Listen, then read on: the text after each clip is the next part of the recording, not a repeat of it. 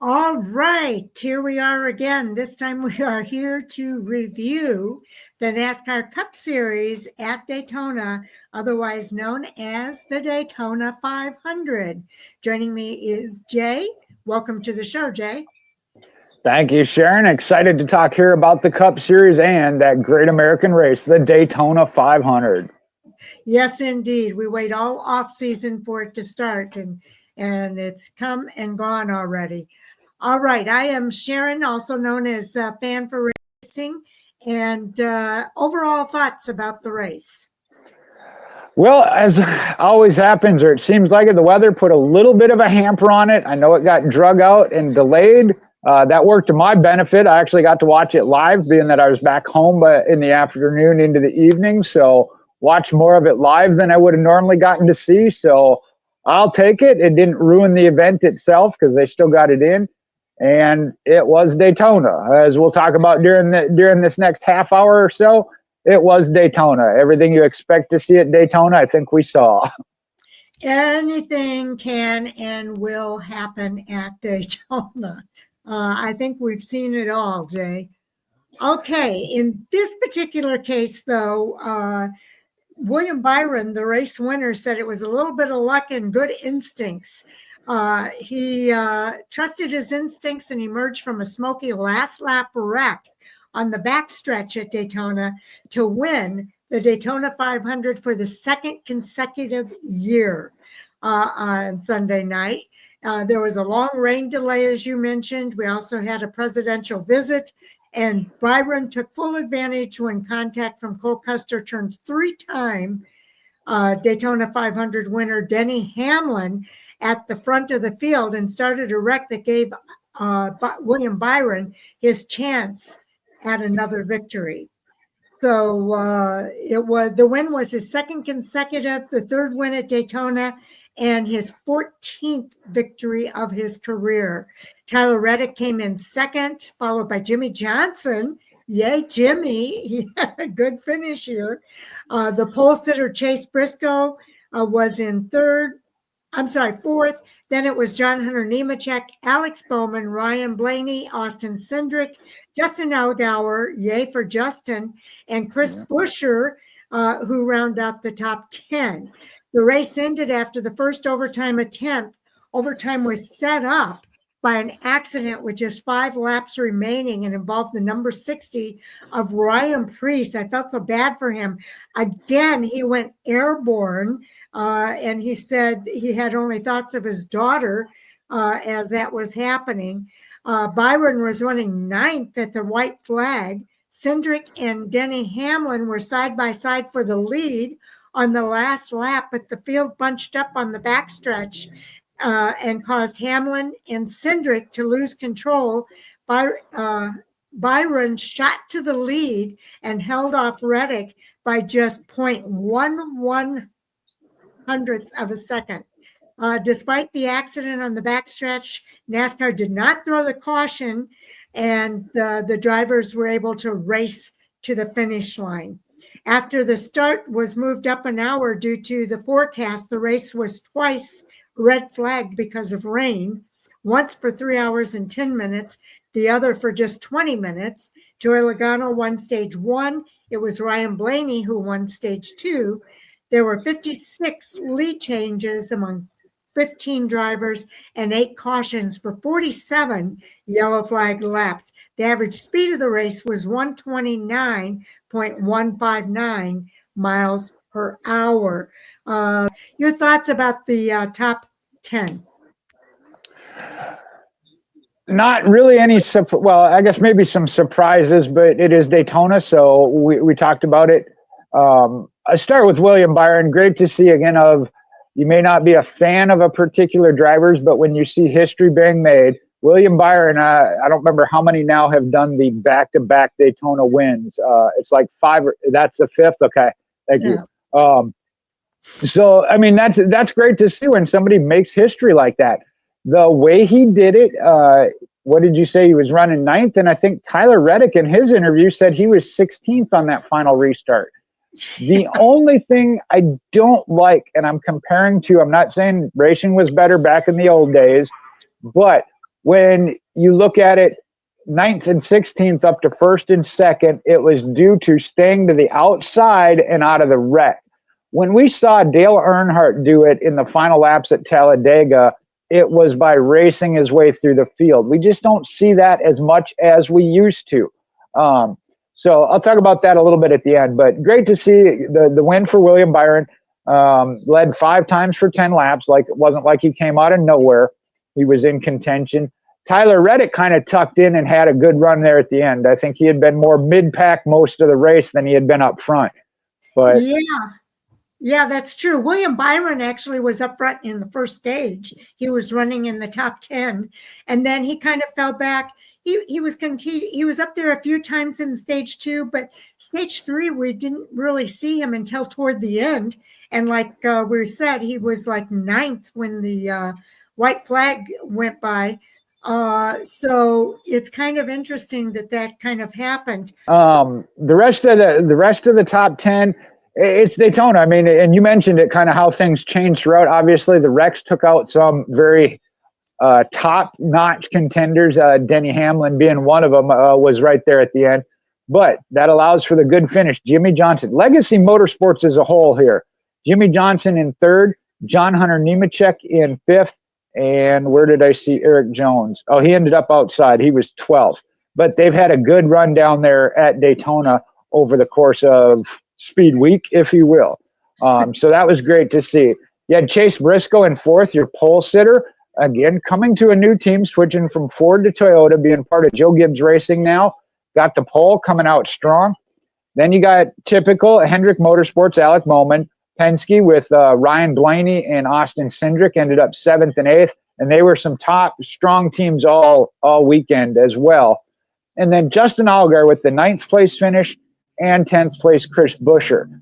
Great run, Justin Allgaier and Junior Motorsports, getting into the Daytona 500, being in contention. I won't say they were a factor for the win, but again, they stayed out of trouble and were in it at the end, and a great finish. And I hope we see more of Junior Motorsports at the Cup level.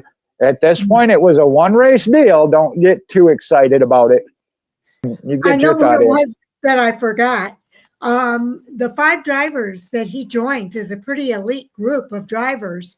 William Byron became the 5th driver to Denny Hamlin and Cale Yarborough. I got 2 of them. I don't know. Oh, Sterling Marlin. Sterling Marlin is one of them, and Richard Petty is the other one. Oh, yeah. Yeah, Richard Petty, Cale Yarborough, Denny Hamlin, and Sterling Marlin. And now William Byron joins that elite list, which says a lot, I think. Oh, most certainly. The other thought I was going to throw out here, just looking at the top 10 now, as far as finishing order, we talk about this all the time in any race, but especially super speedway racing. You can't know the story just by reading the stat line of the finish. Yeah, the top finishing Ford was 7th place. I think Ford dominated the race itself when you talk about it. And their top finisher ends up 7th, which, again, if you got an accident up front, you're running with your Ford teammates, something happens, that's the drawback to that strategy. But overall, I feel Ford's dominated the Daytona 500. They just didn't get the results for it. That is true. And a lot of those drivers were taken out right at the very end of the race in that accident that we talked about. The highest finishing rookie of the race was Riley Herbst. He finished in the 24th place. The other rookie, Shane Van Gisbergen, finished in 26th place. Other notables that I want to make sure we mention, Helio Castroneves. He had a rough day. He was actually involved in an accident. It took him out of the race on lap 70, along with Ross Chastain was out at that point as well. AJ Allmendinger had engine issues that took him out of the race on lap 42. Martin Truex got caught up in an accident. That same accident that took out Helio and Ross Chastain ended up taking out Martin Truex Jr. just a lap later. On lap 105, there was an accident, and that took out Josh Berry and eventually Zane Smith. It was out on lap 108. Then on lap 185, at the end of the race, Joey Logano was out because of that accident, along with Kyle Busch. Both of them were out with that late race accident that took place. A couple more out on accidents. Ryan Preece, lap 195, and let's see, on lap 195, also Christopher Bell. Also, Carson Hocevar was battling fuel pressure issues, but he was able to get in 196 laps, which is kind of surprising. So pretty amazing. The fastest lap bonus goes to driver number 71, and it's Michael McDowell. Oh yeah, that's right. That's his number with Spire Motorsports. And I don't know where you found that one, because I was going to mention that. I found where to find it. Now this one doesn't have it, but I'm glad you had that. So that's huge again for Michael McDowell and Spire Motorsports. Yes, that means extra bonus point for them. And I tell you, Corey LaJoie, his finish doesn't reflect where he ran most of the race either. He shows 22nd place finish, but he was running up front for some parts of the race. It was fun. Same thing with Bubba Wallace. Corey LaJoie was certainly one outside of talking about the top 10, but just the weekend as a whole. I agree with hitting on him. And I don't remember how many laps it was to go, was up front and battling for the lead. I think it was maybe about 20 to go or so, got shuffled out. The other one I wanted to hit on was Ty Dillon, getting a ride with Colleague Racing. I know there are some people, and I'm not saying I'm 100% behind him, but I appreciate the fact that he's getting a chance. Some people questioning that one. At least here at Daytona, he had a good showing. He started 7th. And I think even in the Clash, going back to the Clash, that we saw a lot from him in that Colleague Racing team. So I hope that pairing is successful this year. He certainly made his presence felt and known there at Daytona. Absolutely. And I will tell you, Chase Elliott had some good runs during this race as well. He was up front for a good part of it. And he was the pole sitter. John Hunter Nemechek, I think he caused a couple of accidents. I was kind of surprised he was there at the end, because it was because of him that a couple of people were out. Yeah, I know. It's one of those of certainly I think maybe a little mistake or something could have been done a little bit better. He's kind of gotten that. It's Daytona. It's kind of hard. Right. And I take that into consideration, but he's got the reputation of being one that causes problems. I don't buy into that everything on a track is his fault all the time. There were some things, I think there were a couple of drivers certainly could have. And I'll come back to that after we get done with the full rundown and points, because there are a couple of things about Daytona. I know Ryan Preece, you mentioned having the accident. He had some things to say about the cars, as well as Kyle Busch. Well, that was more about how the driver. He was upset with a driver. Well, that and NASCAR, apparently, I didn't see this post-race. He wasn't allowed to come back on the track with the new change to the DVP rules. Yes. There we go. I couldn't think of that. And I don't know anything about that. I didn't hear that during the race as far as him not being allowed to come back. But, yeah, he was quite unhappy afterwards. Yeah, I heard about it after the race as well. So the other one that I wanted to hit on obviously was a big story, Elio Castroneves. Welcome to NASCAR. I mean, he got beat up all the way around in the ARCA Menard Series race as well. But it didn't sound like it was deterring him, because I think he was talking about how many races were 90 days away, because you got to file for that exemption 90 days out. He was talking about that, looking at what races were 90 days out. Well, he was talking about the idea. And some people have brought this up. They were saying that maybe before we use that exemption provisional, that maybe we should ask them to race in some other tracks before they come to Daytona, because that was really tough on him. This whole Daytona week was a rough learning curve for Helio. And then I think I heard him say he wants to race on a road course next. He wants to see how he would do on a road course. I think that is the one he said when he was looking at what he could do next, would be a road course. You mentioned it, though. I just want to point out, I don't feel that any of Castroneves' situations were of his doing. He kind of got Yes. caught up in other things, which happens in any race, but especially at Daytona. So I really don't feel that he made any mistakes as far as driving in NASCAR on the super speedway. So I wouldn't jump on that bandwagon of he has to run something else. I think he showed he could handle his own, just happened to get swept up in stuff. Yes. Now, I should also mention that William Byron now becomes the youngest driver to ever win the Daytona 500. It was Gordon before that. And Gordon in the number 24, that happened when he was 27 years old. He was 27 years, 6 months, and 4 days. Byron beats him because he was 27 years, 2 months, and 18 days old.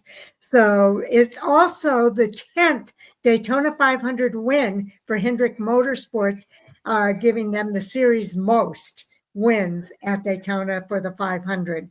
So a couple of other milestones there that I wanted to make sure we mentioned. Yeah, they're certainly great to see. Like I said, a little bit surprising, being that he wasn't a top runner throughout the entire race, although he did lead 5 times for 10 laps. And in the Cup Series here, you had, let's see, 5, 8, 10, 12, 13, 14, 15 different leaders for different amounts, the most being Joey Logano at 43. And I want to hit on his story. I know there's some that aren't. You're either a fan of his or you're not. I'll put it that way. Well, we know he had some issues, right? He had some issues with some type of debris getting into the engine and causing it to stall out with his fuel system to come back. And I would not have realized he had led that many laps. The other one, I take that back. He did not lead the most. Austin Cindric did 13 for 59 laps. And then you had Blaney at 10 for 23 laps. And key point there, those are the Fords. Like I said, I felt like Fords dominated the race. Okay, so a couple of points here, things that I want to mention before we get into the points. William Byron, of course, gets the 5 playoff points for winning. Let's see, who else got points? Joey Logano had 1 playoff point, probably for a stage win. And Ryan Blaney was a stage winner too. Some mentions there before we get into the points. You want to cover the points? I will. And here on the Cup side, again, the points are going to be a little bit different than what that finish order was. Not in this case, it's not just based on the stages from this race. You also got points from the duel. And if I'm not mistaken, there were some points awarded at the Clash as well. Was there not? Or was it just from the duel? No, the Clash just from the duels. Exhibition. Yeah. Okay. But there were points awarded during the duels as well. So the points may not match up with what we just heard as far as the finish. And it starts at the top. Ryan Blaney actually has a 1-point lead over William Byron. Blaney at 51, Byron at 50. Then you got Austin Cindric, Tyler Reddick, Alex Bowman, Chris Buescher, Eric Jones, Jimmy Johnson, and John Hunter Nemechek, with Chase Briscoe rounding out the top 10. And I'm trying to look there where it has the stage wins or other points. Yeah, but they wouldn't have been the playoff points. It would have just been regular season points. So like I said, there were some awarded during the duels. So that, again, right now affects the Cup Series point standings. Yeah, Ryan Blaney and Joey Logano got the other 2 stage wins. So they got 1 point apiece for that. And then William Byron run the race. So he got the extra 5 points there. We know that Michael McDowell got the fastest lap extra point. So that helped him. That goes to show you how much these points mean, especially the stage points. When you win a stage, you get that extra point because you mentioned it. He is 1 point above William Byron, Ryan Blaney. It's that stage win that puts him 1 point above William Byron, even though Byron got 5 points for winning the race. So those stage points are really, really important. And throughout the regular season, it will a little bit as far as if you need the points in the top 16 to get in. But come playoff time, these playoff points you're building up, Yes, certainly a huge factor when it comes to advancing from one round to the next in the playoffs. That's where we've talked about it. Of 1 point we saw, unfortunately, it led to some race manipulation because it was all about 1 point, and any little thing was going to help. And that's what creates that. And I know NASCAR's handled that. I'm not going to go into that, but that's how tight it is. it is. It's amazing how tight it can be. And we talked about some instances where there were ties in the playoff, and the only thing that made the difference is how many wins you had. So during the playoffs, so that's really, really important. Now, I want to mention we gave you the finishing positions. Jimmy Johnson is right now 8th in points, but he's not racing the full season. So that's something to be aware of. So, same thing with Corey LaJoie, even though he's listed in 19th, he's not running a full season. So that will change. Riley Erbst is the highest rookie in 18th place, and Shane Van Gisbergen right now is in 36th. But I don't expect him to stay there. I think as the season goes along, we will see him advance up that ladder. I can't remember who it was I was talking about Shane Van Gisbergen moving into the Cup Series now here in his second year about that. Looking at last year's Xfinity Series run, obviously he won on road courses, but overall I thought he did solid throughout the year. Had a lot of top 10 to 15th place finishes, a couple of the mile and a tracks where he was 20th or worse as far as just outright speed. So yeah, I wouldn't say he's not ready for the Cup Series. Again, Daytona is Daytona, and we saw that I don't think he's the one that made a mistake, was just caught up in something else. So don't hold that against him. Give it 5 to 6 races as we see the different styles of tracks. I know Atlanta next with another super speedway style of racing, but it is a mile and a half, and then down the road, I always like to say, and I think Dave Moody is the one that I got it from, but give it 6 weeks into the season before you start saying who's going to be champion or who's not running well or whatever else, if something is working or not, because that's where you start to really get into the grind of the season. That's right. There's several tracks that are still on the schedule, and there's a lot that can happen as we continue through here. Anything else you wanted to mention here on the points page, Jay? Not from the points, because like I said, it's fun to look at who's where, but it really means nothing at this point. The only thing that is important, William Byron with the win. All but locked in. It's not a guarantee because, again, we could have more than 16 winners. It hasn't happened yet. We've come close, but not yet. So at this point, pretty much locked into the playoffs. Huge to get that out of the way. It's huge to win the Daytona 500 first off, but especially for a team like William Byron, championship contender, that means they're locked in and can focus on a lot of different things and not have to worry about wins or points when it comes down to the end of the season.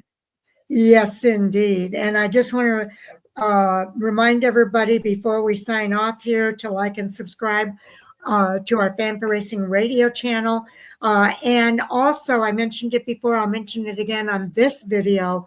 I do have a couple of polls up over on our Fan4Racing channel. You can find those under the post tab, and make sure you vote because, and I hope to have, I'm trying to also generate some conversation in the comments section of our videos, and I'm going to start putting some things in there too. If you attended the race, if you watched the race and you have some thoughts that you want to share with us, please do so in the comments section below the video, and we'd love to hear from you. We want this to be interactive. That's why we're doing it on YouTube this year, is so that we can be interactive with fans. So please, take part and encourage others to take part. If you can share the video and encourage others to join us, we would love that. We are planning some live streams with our hot topics and some interviews. So we'll keep you posted on all of that as well. Did you have something else, Jay? Yeah, I certainly do, Sharon. And I'm not always perfect about it, but as a whole, I just want to say we know racing. You got the division of Ford, Chevy, Toyota, favorite driver, whatever. you can have a different opinion or have a different perspective, but please be respectful about it when you express it.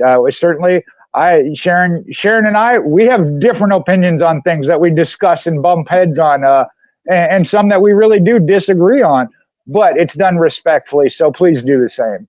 Yes, we would certainly appreciate that. We want this video, our channel, to be kid friendly. So keep that in mind when you comment that kids could be watching this as well.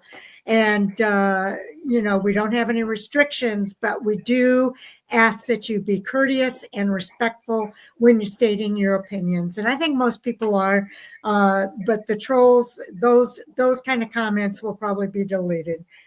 You know, we're going to keep it friendly here. And I know most adults, you know how to be respectful of one another, so that's good. But I appreciate Jay bringing that up because it is important. And if you don't believe me, go back and listen to the previous years. I've been with Sharon now for about 5 years here at Fan4Racing. When it comes to the bump and run or dump and run, we have different opinions. There is no doubt about that. But again, we're here. We're having a good time. We talk quite a bit, even off the videos. So again, it can be have a different opinion, but still be friends. Yes. And I want to encourage you to check out our website as well at fan4racing.com. I'm going to try to get the the reviews up as quickly as possible. And I should call those recaps, the race recaps. We're going to try to get those up as quickly as possible so that you can see who won the race. Or if you haven't seen the race yet, don't go to fan4racing.com because we're going to have the race winners up there. And we're going to be doing our reviews. So again, if you haven't watched those races and you don't want to hear the spoilers, then wait until after you've watched the race to watch our videos and see the recaps. All right. Well, it was a great weekend of racing. I enjoyed it. You know, kind of. Oh, that was one thing. Coming back to, I said it early in the podcast. I would have thought the Cup Series. I know I mentioned Ryan Preece, and it'll kind of probably lead to a hot topic. We'll get more in depth, but I think there are some things NASCAR can, as a whole, not just NASCAR as the sanctioning body, but the cars get a little bit more stable. But also the drivers make some decisions, you know, so I can't say that you can put it on NASCAR that they need to change something. The drivers make some decisions, you know, and we talked about that a little bit. Yeah, you know, you can't blame NASCAR for everything. The drivers still have that steering wheel in their hands, you know, the gas and the brake. And I understand Daytona or super speedway racing, it don't take much. You know, you let off a little bit to not hit the guy in front of you, one behind you gets hit. That is just part of that style of racing. But there were a couple of situations where, and right off the top of my head, I think it was Bubba Wallace, with somebody behind him, his car was just not stable, so they couldn't push. And when they did, it got ugly. So I think there are some things that maybe should be looked at. But like I said, I don't think NASCAR needs to be blamed for everything. Yeah, watch for our Hot Topic live streams because that's where we're going to talk about some of that. And again, we want it to be interactive. I'm going to do it as a live stream so that fans can be responsive to what we're saying on screen right away, and we can respond to your thoughts as well. So, and I'm looking forward to that. I always enjoy that.